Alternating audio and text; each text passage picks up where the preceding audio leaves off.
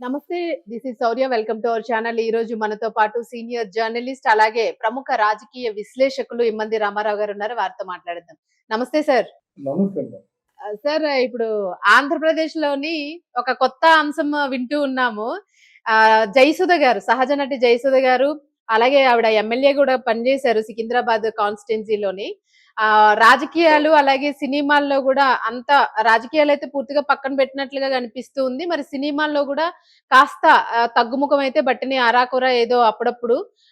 ముఖ్యంగాను క్రైస్తవ మతానికి సంబంధించిన పాటలు పాడడము, ఈ ప్రబోధనలు ఇట్లాంటివన్నీ గూడా ఫాలో అప్ అవుతూ ఉన్నారావిడ.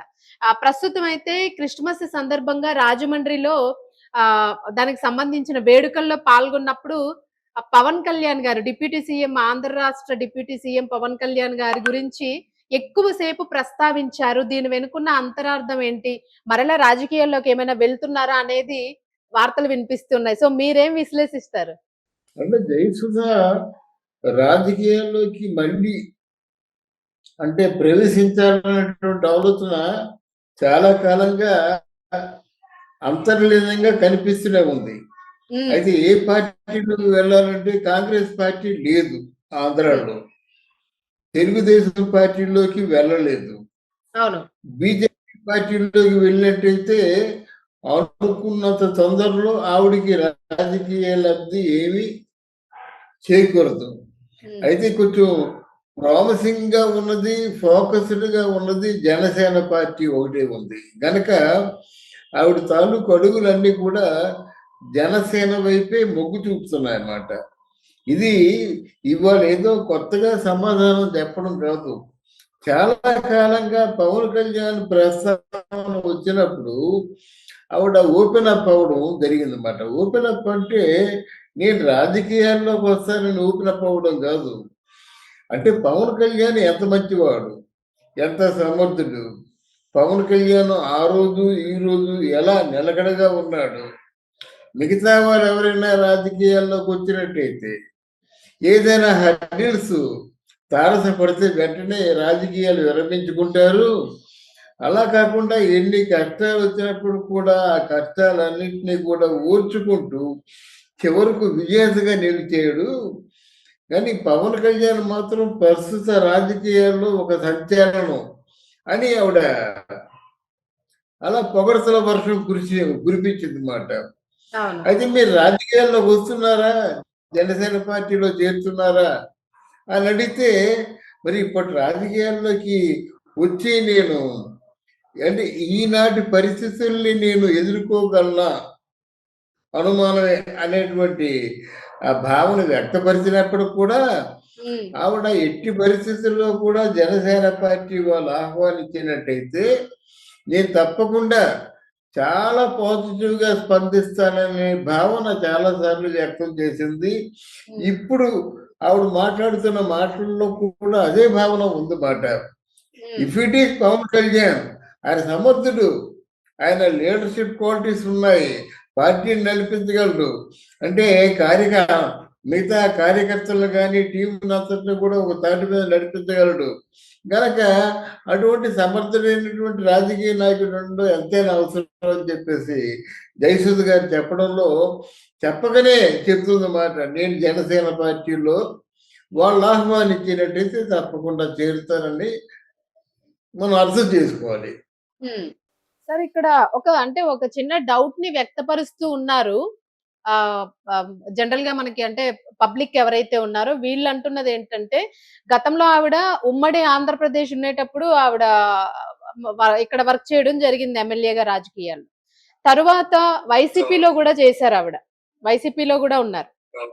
మరి ఇప్పుడు ఇటువైపు రావడానికి అంటే వైసీపీలో కూడా ఉన్నారు. అలాగే మనం మాట్లాడొచ్చో లేదో క్రిస్టియానిటీ మతానికి సంబంధించిన ప్రబోధనల్లో ఉన్నారు. మరి ఇలాంటి టైంలోని జనసేన అనంటే సనాతన ధర్మం వైపు ఎక్కువగా అడుగులు వేస్తున్న పార్టీ అది.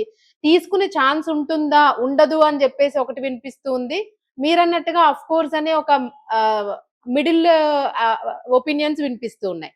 దానికి మీరేమంటారు? దీనికి సరైన సమాధానం చెప్తాను, వినండి. 2009లో ఈవిడికి అభిమాని వైఎస్ రాజశేఖర రెడ్డి. ఉమ్, గనక ఆయన కోరిక మేరకు రాజకీయాల్లోకి వచ్చింది. ఆవిడ మంచి సీటు కూడా ఇచ్చారన్నమాట. సికింద్రాబాద్ లో ఆవిడ సీట్ ఇవ్వడం అంటే ఉమ్, అది మాటలు కాదు. అంటే ప్రత్యేకమైనటువంటి గుర్తింపుని జయసుధకి ఇచ్చారన్నమాట. అలా రాజశేఖర్ రెడ్డి జయసుధ ఊహించినట్టుగానే మంచి మెజారిటీతో గెలిచింది. పార్టీలో కూడా పనిచేసింది. అయితే పార్టీలో ఎంతవరకు పనిచేసిందంటే మిగతా రాజకీయ నాయకులందరికి కూడా కంటకంగా అనిపించింది మాట. ఏంటంటే మిగతా వాళ్ళందరినీ కూడా లెక్క చేయకుండా తను ఏదో రాజశేఖర రెడ్డి గారికి చాలా ఫేవర్గా ఉండడం వల్ల ఆవిడ సోలో నిర్ణయాలు, సోలో ఆలోచనలు, సోలో పోకడం ఉందనేటువంటి అభిప్రాయం కూడా వచ్చింది. తర్వాత మీరు చెప్పినట్టుగా వైసీపీ అంటే ఎవరు? జగన్మోహన్ రెడ్డి. జగన్మోహన్ రెడ్డి అంటే ఎవరు? రాజశేఖర రెడ్డి గారి తాలూకు కొడుకు. అంటే ఆయన తాలూకు ఆయన దగ్గర ఉన్నట్టుగానే జగన్మోహన్ రెడ్డి దగ్గర కూడా ఉండడం జరిగింది అన్నమాట. ఆల్మోస్ట్ ఆయన దగ్గర నుంచి ఆ విధంగా షిఫ్ట్ అయింది అన్నమాట జగన్మోహన్ రెడ్డి దగ్గరికి. ఇక్కడ జయసుధలో ఉన్నటువంటి ఒక సుగుణం ఏంటంటే తన ప్రత్యర్థులతో కానీ తర్వాత తన సొంత పార్టీ వాళ్ళతో కానీ ఇద్దరితో కూడా చాలా పొంతనగా ఉంటూ చాలా కలిసి మమైక్యం అయిపోతుంది అన్నమాట. వాళ్ళు కలిసిపోతుంది, వేర్పాటుగా కనిపించదు అన్నమాట. అందువల్ల జయసుధ మీద ఇండస్ట్రీలో కానీ ప్రజల్లో కానీ ఒక మంచి రెస్పాన్స్ ఉంది, ఒక పాజిటివ్ కార్నర్ ఉంది, ఒక పాజిటివ్ రెస్పాన్స్ ఉందన్నమాట. గనక గెలుపు ఆవిడ చేతుల్లో చాలా సునాయాసంగా వస్తుంది. అలా పార్టీల్లో కూడా చాలా సులువుగా ఇమిడిపోతుంది అన్నమాట. మిగతా వాళ్ళు అయ్యో ఆ పార్టీలో ఉన్నాం కదా, ఈ పార్టీలో ఎలా ఉండగలుగుతాం అని ప్రశ్నించుకుంటారు. ఇప్పుడు అలా కాకుండా ఏ పార్టీలోకి వెళ్ళినప్పుడు కూడా ఆ పార్టీలో ఇట్టే కలిసిపోతుంది అన్నమాట. కనుక ఈ పార్టీలు గతంలో ఆవిడ పనిచేసిన పార్టీలు ఇవేవి అడ్డు రావమ్మా.